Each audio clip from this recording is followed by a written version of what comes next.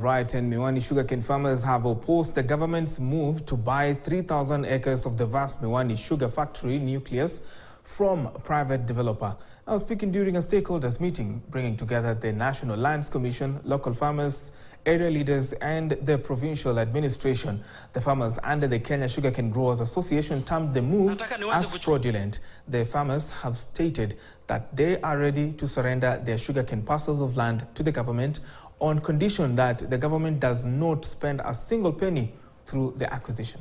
Majibu. Sababu ni sawa kabla niite watu wa National Land Commission kuna tangazo. This land belongs to government. It is held in trust for the people by the government. If the government wants to build a special economic zone, the people are more than willing, more than ready. And the people will give that land for free. The government must not pay anybody for land in Miwani. The people will give the land for free because it belongs to the people. And this is public land.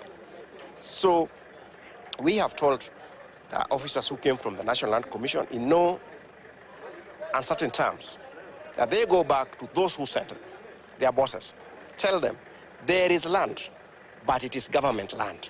So the government just needs to come, demarcate its land, and proceed with the development projects it wants to do. Even if they want 5,000 acres, it's their land. They're holding for us in trust. But you cannot pay a criminal enterprise money, taxpayers' money. And our prayer is that this company has been on receivership for so long. These issues of land cases should be dispensed with, so that a multi-billion project like this goes back to its operation.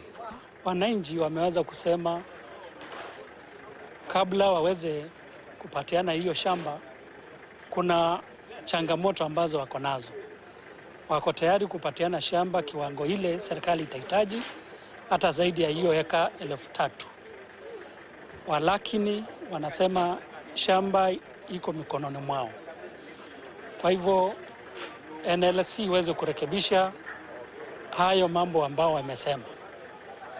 Walakini kesi iko kotini na tunaheshimu amri ile koti itaweza kutoa, na tuweze tukapinga amri na uamuzi wa koti. Now, if you're a trader, you want to pay attention to